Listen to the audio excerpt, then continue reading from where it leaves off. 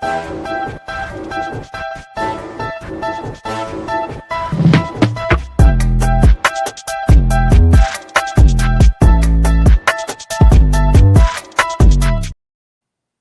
everybody. I'm Candid Stanisci. He's Gary Groob, and our guest is Brett Bucktooth, former NLL player and Punwashoni player. I got to tell you, the first thing I have to say is thank you for being here. Thanks for having me. I was excited to join, so looking forward to this. Now, the most important question is the one we always ask first, and that is how you ended up picking up a stick. My memory goes where I was always walking with a stick in my hand. So I got to say, since I was a toddler. What brought, where did you get that stick the first time you picked it up? I'd imagine it would have been from my parents or an older brother. So it was a tradition in your family. You were following a tradition that was going on in your family. Yeah, tradition of lacrosse runs deeper than just our family ties, community ties to the Onondaga Nation, the Haudenosaunee, and Turtle Island in general. So how does that fit into your travels as a lacrosse player? Your background? I think lacrosse is always a part of me. I go back to the teachings from Alfie Jocks, who, rest in peace, just lived down the road from me. And, whenever I would grab one of his lacrosse sticks, we always share talk, whether it was fishing or lacrosse. And, he always preached that the wooden lacrosse stick connects us with our ancestors, from the hickory, the leather, and everything that goes into it. It's a direct connection to our ancestors and the traditional aspect of the game. The ancestry of the game is extremely long. And now, do you feel a little bit like you're sharing it with the rest of us, that your people are sharing it with us? I think that's one of the roots of the game, is we're sharing the game. It's a medicine game. It's meant for people to come together. So I think the more we grow the game, it's part of being a good steward for the game. And the more people can enjoy it, the more that medicine is being shared. That kind of connection to the game that we play is a very strong one, a very deep one. So that's why it's great to have you here, because we've had a few players like you that the game is really embedded in their history as well, from the day they're born. I guess that's why the question that I asked at the beginning is hard for you to answer, because I don't think you know what it's like without a lacrosse stick. No, I don't. I got a lacrosse stick in the corner right next to my fishing pole, so I do a lot more fishing now in my time. But no, definitely lacrosse has always been a mainstay wherever I travel, wherever I go. And it's part of my teachings, not just in the game of lacrosse, but the game of life. Yeah. Okay, let's get into a little detail about you, get into your history, and as Gary likes to refer to it as, this is your life. Good luck. Thank you. Oh, we know you started playing lacrosse at the age of 3, and your father excelled as a lacrosse player as well, also as a coach, brothers, cousins, the whole family. Who really was responsible for your development, especially at the beginning, to really get the love in the game and get you moving forward? Well, I think you mentioned it. My father was a driving force as a coach, as an ambassador of the game, as he was. Playing in the backyard with my brothers, my cousins. Back home in Onondaga, we have an outdoor box, and it still stands today. And I remember being a kid going to those games. That back then, pickup trucks would back up to the box. People would sit up in their chairs in the tailgate to the bed, and it really was a community event. And I remember being at a young age wanting to wear the Onondaga Athletic Club lacrosse jersey, the Warriors jersey. So, at an early age, playing lacrosse with my brothers and my cousins, being coached by my father. I even had backyard catches with my mom. Back in the early days, my mom played on the women's Haudenosaunee national team. It was short-lived before the women were asked not to play for a while, but she was also a member of the women's national team. So lacrosse has always been very influential by my parents and everyone within our community who's been very supportive of all of us. Right. Now, you went to Lafayette Junior and high school, And this is really where you started excelling, I think. This is where you started putting up numbers. This is varsity lacrosse and league honors and all-star selections and things like that. Let's talk a little bit about there. You were the captain in there as well, about coaching and some of the teammates that were with you, because nobody does it alone. Right. And a lot of those successes just don't happen overnight. And it started well before Lafayette through the minor box lacrosse. Box lacrosse was my background. Right. My father played at Syracuse University. And at a younger age, he started instilling the field game because he knew the field game was going to lead to an education, and an education was going to lead you to another career. And so we really started playing field lacrosse about when I was 10 or 12 years old. And that really was the springboard to excel in field lacrosse at Lafayette. A lot of great players came out of Lafayette, as well as the Onondaga Nation. And those guys were like Neil Paulus, Marshall Abrams, Gaywa Schindler, Eddie Shenandoah. And so growing up, being unmodified, I had those guys to look up to. I remember being a ball boy at the varsity team, and Marshall was a senior captain, All-American, and knowing that he was going to Syracuse. And then as I got older and I got to 8th grade, 9th grade, made varsity, watching Syracuse play in a Final Four, seeing them just passing the ball 30, 40 yards made it look so simple. And knowing the hard work I had to put in as a young guy to get to that level and to make 40-yard passes, I put that on myself to improve and follow my role models, for which include my older brother, Drew, who I got to play with at Lafayette. So that was one of my favorite years in lacrosse, being able to play with 3 of my brothers at that time. So the winning tradition at Lafayette goes back to the 70s of my father's and my uncles and my older cousins' years. And to be another player to wear that jersey meant a lot. And I really wanted to be true in those traditions and the pride of wearing that. Right. We see that a lot with the smaller towns in Ontario, like the Orangevilles and the Peterboroughs, and how it's actually more important to them to wear their jersey there than an NLL jersey or something like that. It was more important for them to make their junior A teams than get drafted to the NLL. And I see that a lot with when the Haudenosaunee guys are talking about it, and putting on the Red Hawks jersey or putting on the Onondaga colors and things like that. Yeah, and I think that's because it's very community based. I know for us it resonates. It takes a village to raise a child, right? So especially from a small reservation where community support is everything.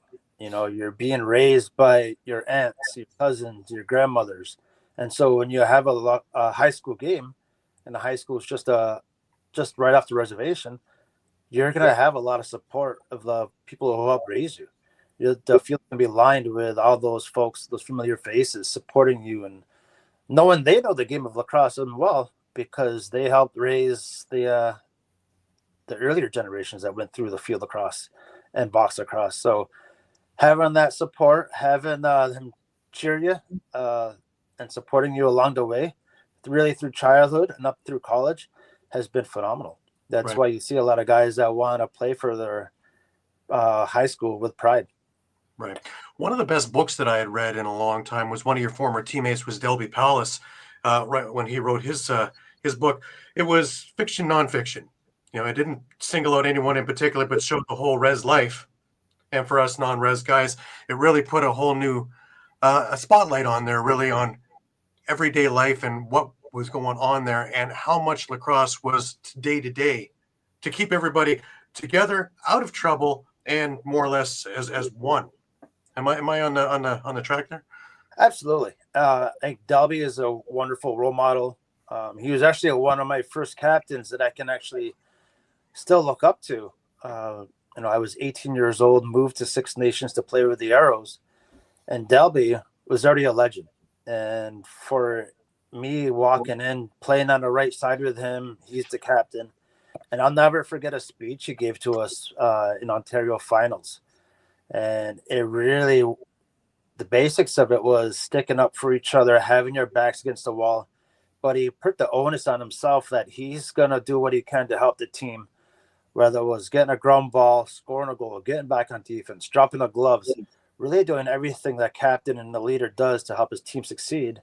And I still use that same message to today when I'm coaching.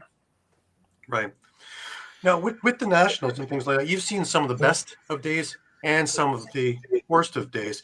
Being the captain in 1998 for the U15s, also working with in '99 with the under 19 at 16, and really excelling. But you've also seen the stupidity of everybody around it with the England debacle and not recognizing passports and things like that.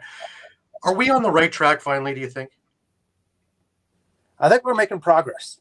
We're making progress in our standings and our world standings, but also, alluding to 2010 in the political realm, fighting for our sovereignty, having indigenous rights on Turtle Island, being able to travel on our passports.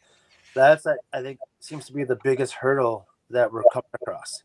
And making that stand in 2010 shows that who we are and the game of lacrosse is now coming together. Those worlds are colliding, and we stand for who we are so proudly that we're willing to not play the game to show that we're willing to just play under our own flag. And there's great pride in that, not just for a nation, but for all Indigenous peoples across Turtle Island, that we are still here. We're still fighting for our rights, and we want to be recognized to travel on our own passports. And we're continuing to do that for the next generations to come. Right. Now, it's funny because now the name's under the Haudenosaunee name as opposed to under the Iroquois name. And it was Darius Kilgore who brought up the fact that, if we could only get on the same page and instead of just playing for one name, play for everybody and everybody get together, we could probably achieve a lot more. And lo and behold, as soon as it became under the Haudenosaunee banner, all of a sudden things just seem to fall into place a little bit more. And there's not so much infighting of tribe and thing like that to start working forward, because the only way it's going to work is if everybody works together. Yeah, absolutely. And that's just the concept of life, really working together, setting aside differences. And I think what we're seeing a lot now with the younger generation of players is there's more familiarity with each other, right? And that helps with social media, our youth national development teams with the Haudenosaunee, starting at the U15, U17. So a lot of those rivalries that were there back in my father's day, right? And even you look at what Orangeville's done, bringing in Haudenosaunee players, and they starred for their program, where that probably would have been unheard of 20 years ago. Right. So I think, and kudos to Orangeville for doing that and making our players feel welcome. So that's breaking down barriers across national ties, but also what are we doing internally to make ourselves better and setting aside community differences and coming together. Right. Now you did a lot of breaking barriers yourself, because junior A, junior B. Yeah, you played with Onondaga, Six Nations, but you also made it with St. Catharines, and you won a Minto Cup with them. Let's talk a little bit about your journey there, and of course, Minto Cup. Everybody strives, only if you were able to do it. Thank you for that. That's going back in the archives. No, I really enjoyed my time in St. Catharines, and I really am grateful for the friendships I made. We really came together, and I owe a lot to the coaching staff and the players, like guys like Sean Greeno, Craig Kahn, Luke Wiles, Ian Lord. Guys like that really welcomed me in. And I know I've had battles with St. Catharines athletics with the Arrows, right? So that was very difficult for me felt like I was betraying Six Nations to go and play. Right. But again, when you get to know guys on your team, you really realize, like, hey, I love lacrosse, you love lacrosse, we'll work together. And then we start building a friendship other than just being teammates. Then it became a brotherhood. So all those steps and breaking barriers were vital to our success. And, winning a Minto Cup was a dream come true. And, that never would have happened if those doors weren't opened by guys who are willing to welcome me in. Right. It's worked the other way around too, because we've talked to a bunch of guys who have come into Six Nations and a little bit apprehensive when they first got there, and then found how welcoming it was once they got there. And the same idea. We're all guys playing that game, and the more we can learn from the creators game, is the more that we assimilate to each other. Yeah, absolutely.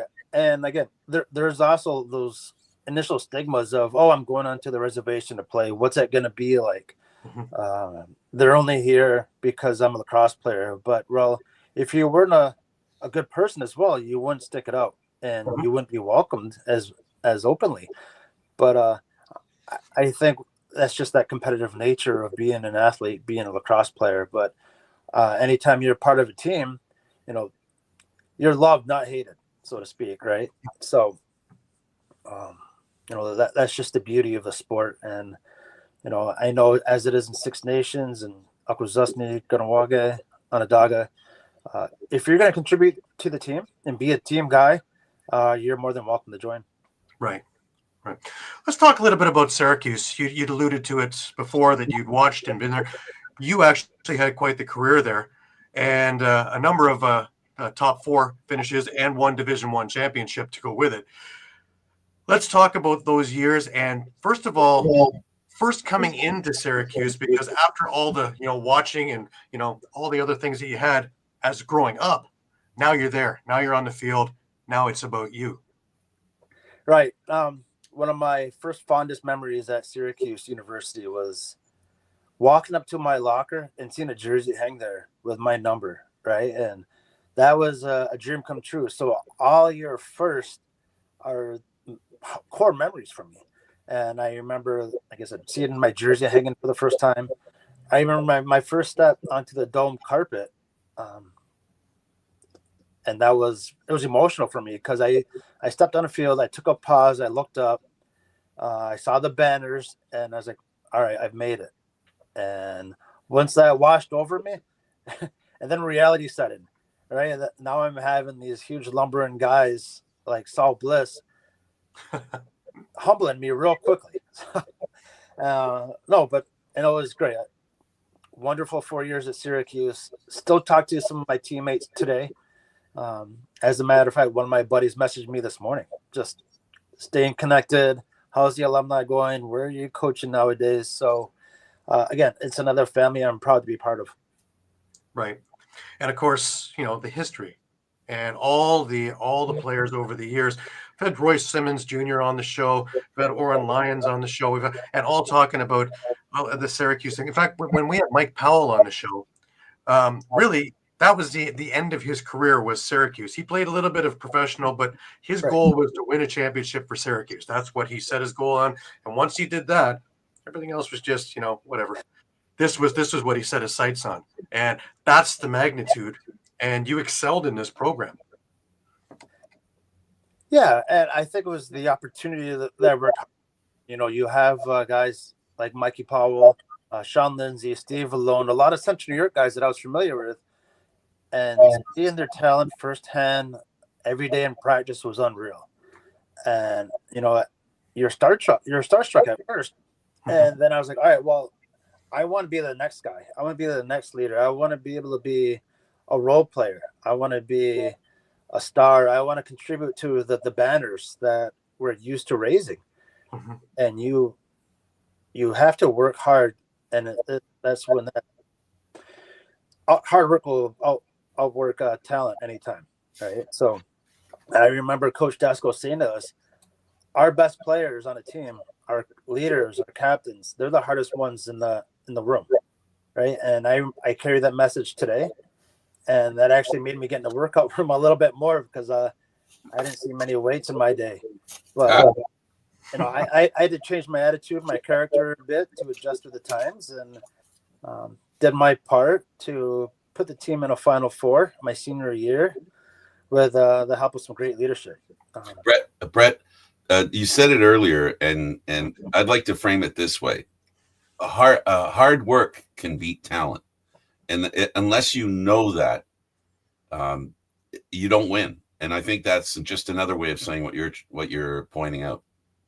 Yeah, absolutely. Thanks for correcting me on that. I knew it I'm went not along those correcting you. lines. I'm adding. Let's be clear. Yeah, and when you see your leaders and your captains putting in the hard work, and then they make it fun, and winning is fun, right? So you see the proof is in the pudding, and accolades aside, statistics aside, it's about coming together, working hard for each other, and that's what we did at Syracuse. That's what we did, and every team I played with that was able to earn a championship, right? So that's what it's all about: is working hard and enjoying the process with your brothers. Yeah, it's the game of the maker, and I'm learning a little bit every time I talk to somebody with your experience, and I think part of the issue is that as you are born, you live, and as you play the way you live, and by that I mean being an Aboriginal person, you have a history of how to survive, because it's not easy. You talked at the beginning about the fight, about being able to travel on your own passport. That is all about the same thing that lacrosse and teams is all about. It's about doing things together. It's all that is what I'm learning listening to you.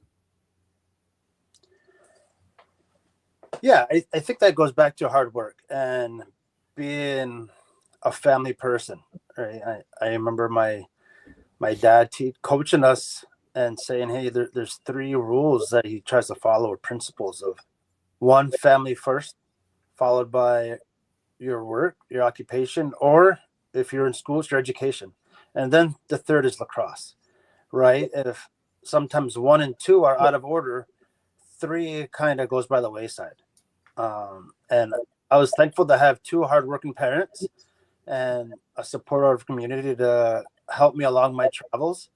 And having that support means the world. When you're out traveling the road and you'll have a warm community to go back home to, that makes any athlete realize what they're doing is worth it. I want to emphasize what you said, having that community you have to go back to, which is to the point of what I was trying to, in my assessment of what I was hearing from you. It's about family, but under that umbrella that has the family, there's the bigger family, and the bigger, working together to make each other's lives better. And that's why when you talk about how a team can win, it sounds like the same story to me. Yeah, and when the team wins, the community wins, right? That's they put just as much effort in as you are. They're showing up to the games. They're taking time out of their day to go cheer you on.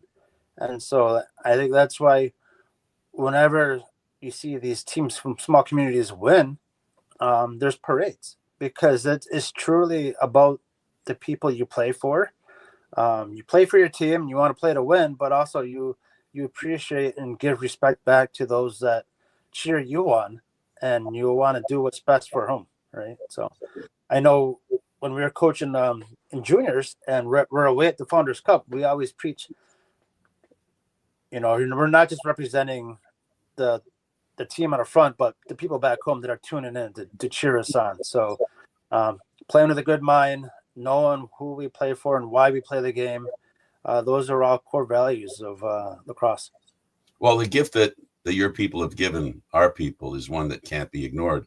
And actually, there's proof of it out there. Wherever you look, wherever lacrosse is popular, it's not about, talk to us about what you've seen as far as it's not just popular to the players. It's not just popular to the coaches or to people who go to the games. It's popular within itself. When one starts playing lacrosse, there's this feeling, this emotion that attaches itself to them that doesn't feel right when they leave. Do you know what I mean? Like lacrosse is something that is almost like a lifetime gift that you're given. It's not like other sports in other communities. This is something that seems a lot deeper, and there's a deeper connection and a deeper loyalty to the game itself. Yeah. So I'll put it this way with the game of lacrosse. When my grandfather passed away, I put a wooden stick in his casket. When my son was born, he had a wooden stick in his crib. So I think that little story resonates with so many people of what the game means to them. You know, the game connects us with our ancestors, and I'm not sure how many games or sports out there that can make that sort of claim, right? And then that's just the connection we have, and we take great pride in that. I just want you to know that it's very transferable outside of your community. It reaches other communities in that same sense. It sort of rubs off on everybody else, and that's why I said, thanks for what you do in your community.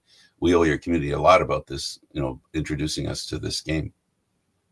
I appreciate that. And that's the beauty of the game, is that I think everyone's well aware of the medicine game, the cultural aspect of the game, but also just sharing the game, even in the non-ceremonial sense of, hey, you see someone with a stick walking down the road, you're lucky to ask them who they play for, if they want to play a catch and have a talk. So that's what it's about, is making those connections, bringing people in, welcoming them to the game of lacrosse, and sharing that game. Yeah, so the medicine in the game is community and reaching out to other people and having a place where you can, I think you said something here that's real important too, just the fact that you're holding a stick, you can see somebody else with a stick and then throw the ball around and have a conversation. It's a way to reach people. Yep, you're absolutely right. Especially in this day of social media where nobody talks to anybody anymore. This is still an outlet where everybody can still be part of each other's and intertwine with each other's lives. Let's move on to your professional career. 2006 was a big year because you got drafted both in MLL and NLL, and winners win. 2008 is a big time. You win with the Bandits in NLL. You win with the Rattlers in MLL. I want to get into my favorite question always is the first training camps that you go to. Is it what you thought it would be? Training camps are always intimidating, especially for a rookie. My first training camp with the Buffalo Bandits, you had John Tavares there, Rich Kilgore, Darius Kilgore, right? So you go into the guys like that as your coach and as your leader on your team, you are starstruck all over again. It's like you're back in minor lacrosse trying to make the junior team. These bona fide Hall of Famers, superstars, and you squeeze your stick a little tight because you're still nervous. Even with all my minor lacrosse experience, juniors, collegiate experience, I was still a little boy walking into the locker room, into the Bandits locker room, with guys like that I was going to be soon playing with. So those butterflies are still real, and that's part of the passion of the game. That's why we play the game. We love it, and stepping into the locker room is something that I'll never forget. Right. Now, you made mention to it off air, and I want to get it out here, is, with the team that you had, especially 2008, statistically may not have been the greatest I've ever seen on paper, but as a team, it ranks right up there in probably the top 3 teams that I can think of a team that's cohesive enough and everybody doing what they had to do to win. And, of course, you won. Let's talk about that team, because you're looking at that time. You had Darius, you had Rich, you had Tavares, you had Delby, Steenhouse, Ian Lord, McCready, Corey Bombery, Roger Weiss, just a whole host of great players. And when they came together, they became greater. Yeah, and I think that starts with John Tavares. Right? He easily could have said, I want the ball, I want this shot, give me the picks, right? He had a great pick and roll guy in Kevin Dostie. It became one of the best 2-man games that I remember seeing, some of the best East-West picks ever. And I still preach that in my coaching now. And on the right side, Corey Bombery, Delby Paulus, and Mark Steinhaus. So you had a bunch of guys that were high-end talented, but also had a high IQ, right? And you look at their backgrounds, they have unselfish backgrounds coming from smaller communities. And so we realized what we had on the floor talent-wise, but none of us had any egos when it came time to winning. We knew if someone had a hot stick, we're going to do our best to make sure they have the ball. We celebrated the little things. You have Speedy McCready coming up the floor, getting a loose ball, Billy D. Smith laying a big hit, and we celebrated each of those. And again, that goes back to the support. We became a brotherhood. Like if someone did a great job hustling, we celebrated that. It wasn't just get off the floor, give me the ball. It was great job getting off the floor. Good job, great hustle. We need that stuff. So, talking about that just amps me up right now because that's how we felt for each other, and we knew everyone had a duty to take it to the next level and play unselfish because we knew it was all those little efforts that was going to lead to a victory. Right, but there's a great mix in there too, because you mentioned Billy D, also one of your colleagues now, of course, Brandon Francis, who had their jobs to do as well, as important as the guy scoring, because to get that respect on the floor, these guys were there to make sure of it as well, which gave you a little bit more space out there. Yeah, absolutely. Like I said, everyone had a role, but we wanted to do our role to the best of our abilities.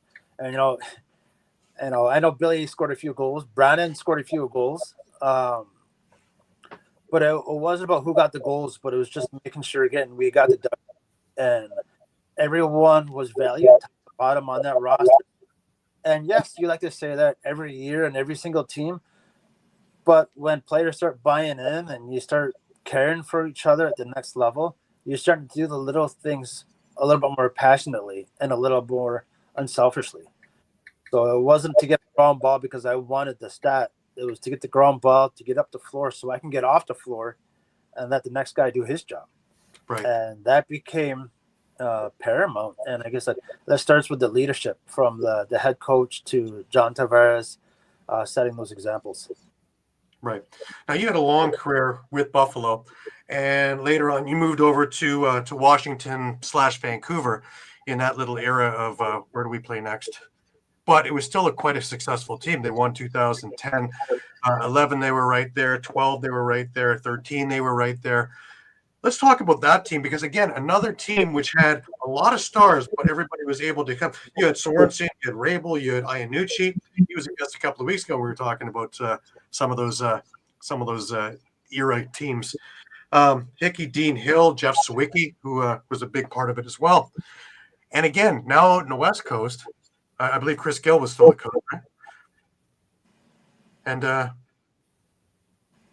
just to play under those systems there. But again, it was team first. Yeah, different systems in the West Coast, different philosophies. Reese Dutch really was a big supporter of mine. And having a familiar face in Dean Hill, Lewis Ratcliffe was a huge gun to have. And again, moving out west, being a new guy, I really just got to do my part and be a role player, make sure the right guys had the right ball.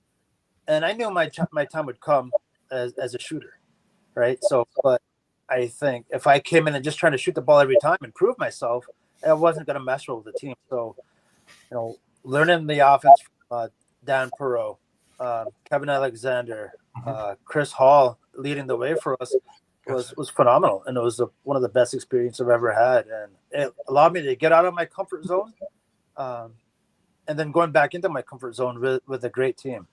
And I know in 2013, we had it all on the line. And unfortunately, we ran into a young juggernaut in Rochester. Yeah. It was if I remember right, it was the story of two games. Yeah, you guys had them in the first, and they turned it around in the second half, and it was a great game to watch as a fan. We all win. It's unfortunate there had to be a loser in that game because it was such a great game. But you move on to New England, and again, this time your role changes a little bit. Now you've got some of the young guns with you, and you more as the elder statesman are working, setting up these guys and teaching. But you have guys like Crowley around you, Mark Hockerton, Garrett Billings, Sean Evans came in, Riley O'Connor, a young Riley O'Connor at that time. Yeah. But you had these guys there. Now they're looking up to you. So your role has changed over the course of these years. How did that work with you as now being the guy who you used to look up to, who now you're passing on the knowledge? Thanks for that. And that's when I knew I was getting older. I started getting a couple of gray hairs.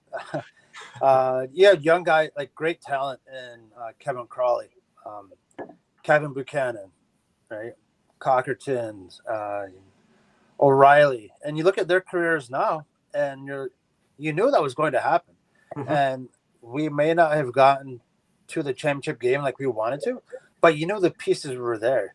And I think I go back to when I was a young guy, what was impressionable upon me as a young guy. And you couldn't ask for much of a better leader than John Tavares of being a modest, hardworking leader. And that's what I try to embody. I wasn't as fast as or shoot as hard as I could in my younger days. And so I try to pass on the knowledge of working hard, setting up your teammates, being humble. And because we knew those guys were high and talented as young guys. And nothing like bringing a young whippersnapper along and humbling them with a little bit of hard work. Right. And so I think you look at their roles now, they're the leaders of their teams, respectively. Right. Now, we spent a lot of time talking about the NLL, but, the MLL equally, you had a lot of success. And, the Rochester team, I look at that, that lineup, you, Grant Jr., again, Jeff Sawicki, Joe Walters, Casey Powell, Colin Doyle, Brody, Gavin Prout, Jordan Hall, just a whole list of who's who of box guys playing field. And it always seems as though the box guys adapt to field a lot more than field guys will ever adapt to box. Yeah, well, that list you just ran off was all world guys, right? Not just on the field, unreal talent, but off the field, a blast to hang out with. And you talk about Junior and Casey Powell leading the way. That is unreal. Guys like Jordan Hall, myself, Joe Walters, some gunslingers, just enjoying the time with those guys. It was really the best of times. You had Brody Merrill there, Jeff Sawicki, Gavin Prout. So I think when you say the Canadians or box lacrosse players adapt a little bit quicker, what we did was we played to our strengths. We just played the cross, played a little more two-man game. You're not going to outrun guys from the Boston Cannons or Long Island Lizards. So we try to go figure box lacrosse guys trying to control the ball a bit more because we're not trying to chase those guys around. Right. We'll let Brody Merrill do that. But no, we all wanted the ball, but we all knew we trusted each other. And we just really used our box IQ to the highest level, and it worked in our favor. Right. You worked there. You finally make the finals again with Hamilton. Of course, I remember the Toronto Nationals. I was one of the few in the crowd there, over and over and over and over again, loving it because I love the different styles of games, and to watch it further up and watch it all blueprint and work its way through was magic to me because you could just see the thing develop. Right. And, that was the one thing that field gave me that box didn't, was the blueprinted plays and watching them come to fruition as opposed to box where it's all feel and reactionary. Yeah. And I remember that 2000 Hamilton national teams was a lot of fun. You had a very young Cody Jamieson. I believe it was his rookie year. Kevin Crawley, Jordan Hall was on that team. Gary Gate was a coach, Reggie Thorpe. And so it was a great mix of veterans and young guys coming up, and they were going to win championships. But, I give a lot of credit to Boston Cannons that day, Bill Day, and his staff of players did a tremendous job. And, that was probably one of the best weeks of lacrosse that I can remember. And I remember driving to that game because it was a hurricane going on. So we're driving down to Annapolis, and all the traffic and all the signs are saying, turn around, go the other way. And here I'm going right into the storm. And our playing field had an inch of water on there. But, two great teams battling it out. And I love that team. That was a wonderful team to be a part of. Right. Now we fast forward and now you're coaching. And now, as you have put it, is the way to give back. And you've had a lot of great coaches over the years that you're able to take and pick things from to create your own mold of a coach. What do you think is the biggest thing that you took away from all of the coaching that you've had over the years that put it towards when you're coaching now? So I use the leadership of players and past captains. I draw on to relate to players, and then the experience and knowledges of the head coaches. Like, even in field lacrosse, you draw on philosophies that can be parallel with your team at that time. John Desko, Darius Kilgore, Chris Hall, Gary Gate, Reggie Thorpe, guys like that. My father. And what the messages I try to reiterate is just respecting the game and using their talents. But you got to work hard. You got to continue to work hard, because no matter how talented you are, the hard-working players with talent will beat you every single time. And I'm just thrilled to be able to work with someone like Brandon Francis, who's very passionate. He reminds me at times of Darius Kilgore with that intensity. The past 3 years, I've been coaching with a fella named Shannon Booth, who is actually one of our condoled chiefs on the Onondaga Nation. So he brought a different aspect of the game. He brought in a lot of mindfulness, a lot of positivity. Someone of a leader of our Haudenosaunee community, who brings that and commands that respect by his gentle words. So when you have someone that's brash, like Darius Kilgore and Francis, and you combine those philosophies of an elder and a chief, I drew from both of those. And I think at times you use one more than the other, but that's the beauty of coaching and contributing that to young players, is you got to draw from those experiences and knowledges and philosophies and utilize that the best way you can. Right. Now, we're moving towards the Olympics finally again. And your thoughts on sixes? You've done box, you've done field. The sixes version, what are your thoughts about how this is going to play out? The sixes version, I just had this conversation with my dad 2 days ago at the breakfast table. I said, you know what? With the sixes version, I wasn't a fan of it at first. I thought it looked sloppy, uncharacteristic. After a goal score, you just pick it up and move. And the more I watched it, though, I was like, wow, that looks really fun as a player. Up and down the field. And that brings me back to our roots of backyard lacrosse. Right? And if anything, that's what a lot of folks in the Haudenosaunee communities can relate to, what a lot of Canadians can relate to. And that's why I think you see in Canada dominate sixes the way they did. It was very close to 5-on-5, very up and down, transition, trick plays, pick and rolls, tighter quarters. We're not having to run 100 yards with the Americans anymore, worrying about depth of 20 players. Now we just put our best 12 players out there, and now we're more competitive from the Haudenosaunee standpoint. And I love the game. Like I said, we play it in our backyard. Now we're adding a little bit of rules. If they score, don't worry about it. Pick up and go and score on them. And I'm excited to be a part of the sixes going forward. And I think it's going to be in our favor once we settle the nuances and put our best athletes out there. I agree. We actually had the Japanese national guys on a couple of weeks ago, and they had the same theory: is they can use their speed in something like this, and as long as they have their shooting abilities working, it's just a continuous thing back and forth. Many more opportunities, many more chances, and different ideas and a different ideal. Plus, they don't need to find 24 people to get on there. The only thing I feel sorry for is the goalies. Yeah. Actually, the biggest proponent was Warren Hill. He loved it. When we talked to him, he loved the game. Yeah, no, it's exciting. And Warren's a huge fan of lacrosse in general. So, he's down for a good game. And even though he's a victim of a lot of those goals, he loves the game just as much as the rest of us. So, I'm excited for sixes and the opportunities it's going to present for a lot of us. Right. Plus, to get another 280 countries to take a look at it, that's when we're on around floor 2 or 3 right now. This is when we hit to the skyscrapers and everybody gets to know this game. We can teach tradition once we get them to watch. We got to get them to watch first. And this, I think, is a great springboard.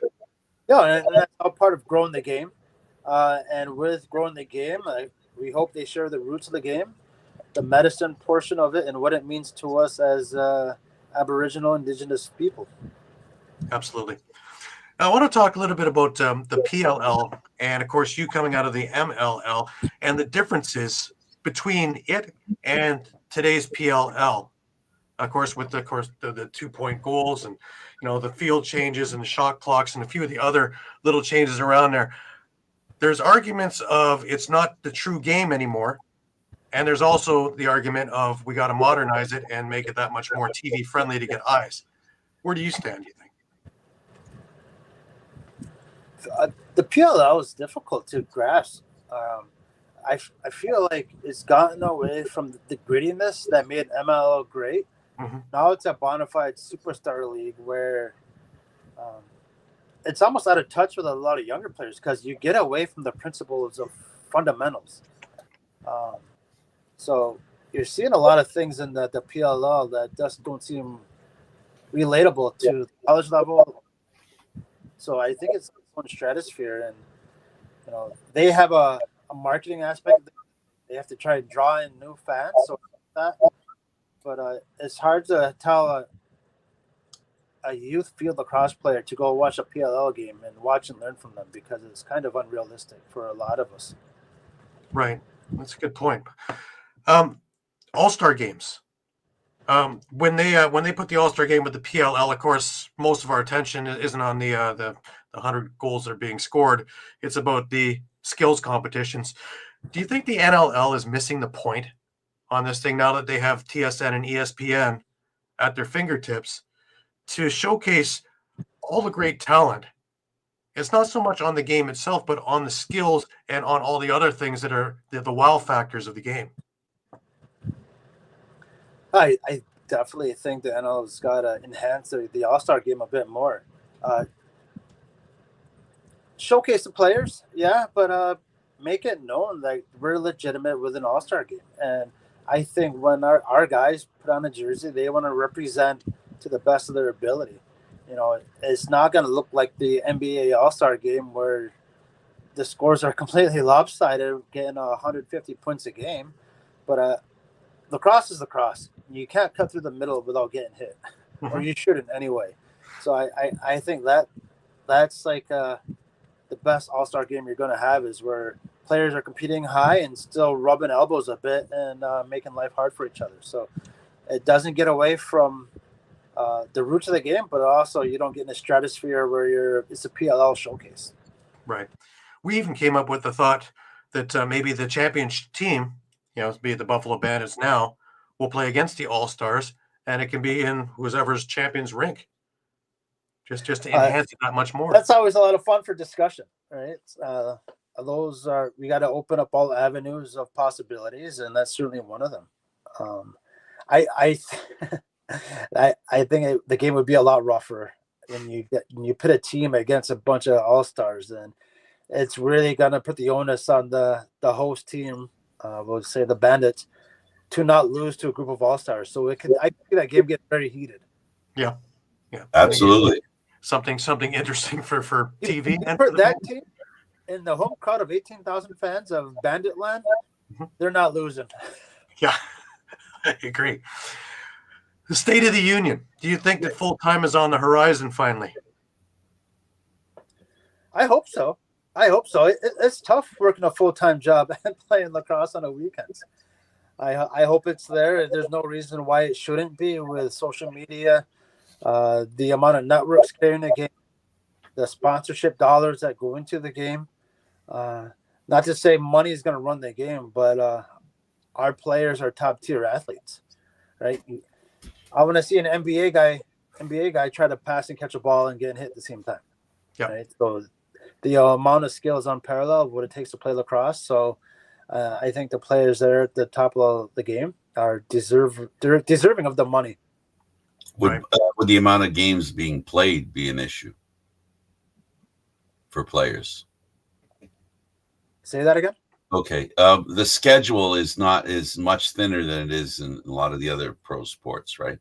Lacrosse is played more like a football schedule. Should it look more like a hockey or a basketball or a soccer schedule?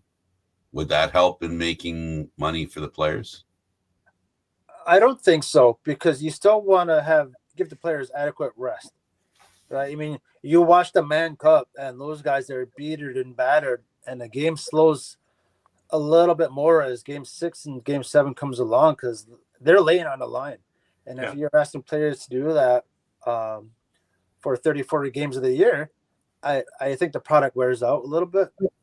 So you got to protect the players. It's all about the safety. but you want to let them put the best product on the floor. And I think, maybe a Friday, Sunday game might work, but I don't think any more than 2 games within 7 days. Yeah, no, I wasn't really meaning. That's one thing. Yeah, one way of looking at it. I was talking about an extension of the season, making the season longer. Absolutely. I think you play for 6 months, get some more games, increase the attendance, increase the sponsorships. That'd be great for growth of the league. Yeah. And I guess my question, I'll try again, but you need that to be able to make it so players can play for a living rather than work for a living and then play on weekends. If that's what it takes, then I'd be all aboard. I'd jump in as a coach and get paid full time. That'd be lovely. Yeah, absolutely. Let's make it a 6 to 8 month season and run with it. Let's see where it goes. I think to be that kind of league that makes that kind of money, that kind of schedule, I think would be required. Just because of the amount and why not? And I think the fans are into it. I wish every city could be as supportive as the Mammoth, the Bandits, the Roughnecks, right? So, but you got to be out there so they can come out and watch. Yeah, again, that's just one question that I have. That's just one point that I'm pointing to. There are a lot of other reasons why players don't get paid. It's not just because they don't play enough games. I'm curious, though, one of the selling points of the league has been affordability. If you increase games, does it still become affordable to keep a season ticket holder base if they're spending this amount of money for 9 home games as opposed to, say, 25 home games? Right. That's my only qualm of it. No, I'd love to see it. But, I think that's a great point. And you look at Buffalo Bandits versus Buffalo Sabres, right? And I'm not saying that the quality of the product. I'm saying the price and tickets. Mm-hmm. Price of tickets for a Bandits game is way more affordable, and so you're going to get a higher attendance. Yes, winning helps, of course, but having an affordable ticket is paramount for fans to come into the game. Yeah, but the reality is if the fans don't pay, the players don't make money, that eventually there has to be it's not just about TV revenue, it's about both TV revenue and ticket sales. Yeah. That's the challenge that lacrosse has. There's a mindset that has to be crossed or changed. Well, I think that's just the sport management economic side of it. Yeah. And, maybe my son can answer that question in 5 or 7 years. He's studying sport management at Syracuse. There you go. Nice. There it is. Yeah. That's on him. Yeah, definitely. Everybody wants to see the players get paid more. I cover the Canadian Football League. We have the same issue in covering that there's just some sports that it's not about the dedication the players give to the game. It's the appreciation they get returned. That's the issue. Changing that mindset or that situation, maybe is a better word. All right. Moving forward, you're coaching. Where are you coaching now, and what are you going to be doing for summer? Right now, I'm Ganawage Hunters Junior B team, coaching with Brandon Francis. And we're excited. We have a preseason tournament coming up this weekend in Six Nations that the Rebels are hosting. Nice. So, new team, new batch of players, and we're excited to see what kind of run we can make. I know last year the Ganawage Hunters made a lot of noise getting to the Ontario finals.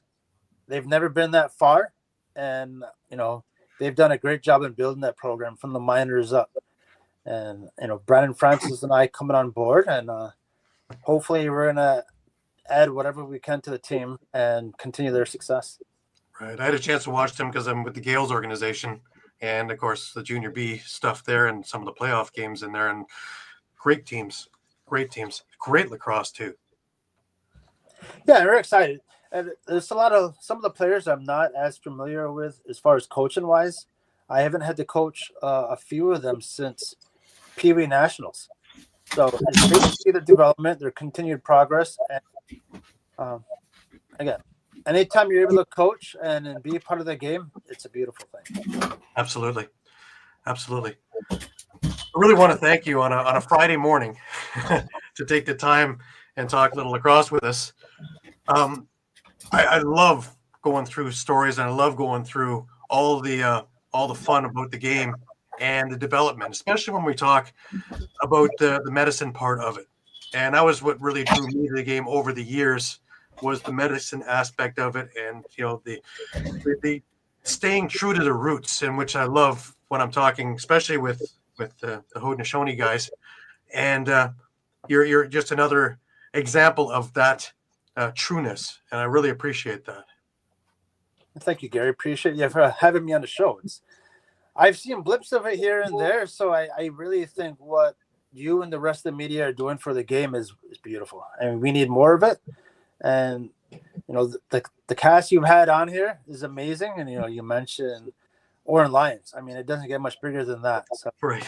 Well done. Thank you, and we're going to continue.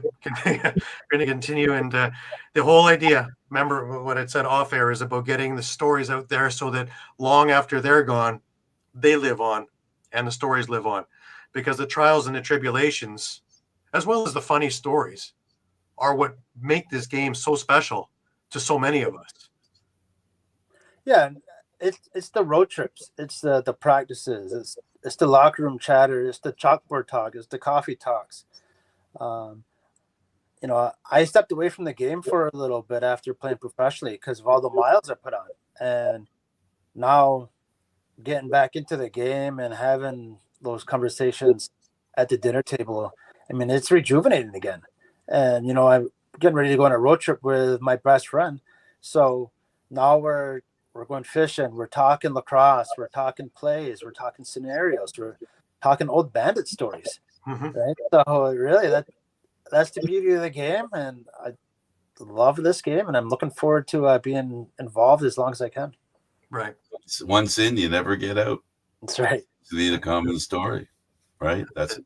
Well, Brett, thanks for doing this. Really appreciate it. Brett Bucktooth, former NLL player, all-star, working for the nation, ensuring that life for the people on the nation have a better life. And good luck with all that stuff. I'm glad you're getting some respect and some appreciation for the needs and the rights of your people. And we support everything you do. And thanks for being here. Thank you very much, fellas. Appreciate it. All right. He's Brett Bucktooth. The other guy over there is Gary Groob. I'm Candid Frank.